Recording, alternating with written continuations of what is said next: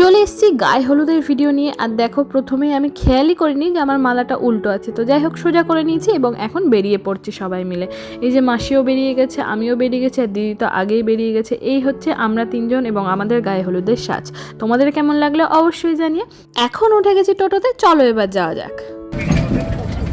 সুন্দর লাগছে দুজনকে, আমরা সব সেজেগুজে বেরিয়ে পড়েছি। তো চলো এবার ভেন্যুতে যাওয়া যাক।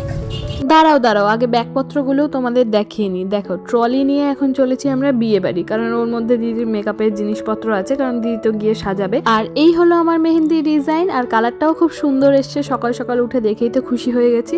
আর তারপর আমরা চলে এসেছি ভেন্যুতে। আগে আমরা খাবারটা খেয়ে নিব, আর তারপর এখান থেকে বেরিয়ে যাব কোণে, অর্থাৎ অর্পি মাসির বাড়ি। আর এই হচ্ছে গায়ে হলুদের সেট আপ। তো চলো এখন এখান থেকে বেরিয়ে যাওয়া যাক। খাওয়া দাওয়া আমাদের হয়ে গেছে। এখান থেকে বেরিয়ে একদম ওখানে গিয়ে সাজাতে লাগতে হবে আমাদের। তো এসে জিনিসপত্র খুলে একদম বসে গেছে। সাজানোর সময় তো আর ভিডিও করার টাইম পাইনি। তো এই যে রেডি হয়ে গেছে এখন আমাদের কোণে, অর্থাৎ অর্পি মাসি। চলো ভেন্যুতে গিয়ে তোমাদের ভালো মতো একবারে দেখাচ্ছি কিরকম কি সাজানো হলো না হলো। ভেন্যুতে আসা মাত্রই তো ফটোশুট স্টার্ট হয়ে গেছে। তোমাদের একদম পুরো ভেন্যুটাও ঘুরে দেখিয়ে দিই। এই দেখো, এখানে হয়েছে মণ্ডপ, সবাই বসে আছে, গল্প করছে। আর ওইদিকে হচ্ছে বউ বসবে রাত্রেবেলা। আর এই দেখো মাসিকে কেমন লাগছে তোমরা জানিও। ওইদিকে দিদি একটু রিভিউটাও নিয়ে নিল। তারপরে এখানে শুরু হয়ে গেছে সব নিয়ম কানুন যা যা ছিল। আমি তো ছবি তোলার জায়গায় পাচ্ছিলাম না, সব ফটোগ্রাফাররাই দখল করে রেখেছিল।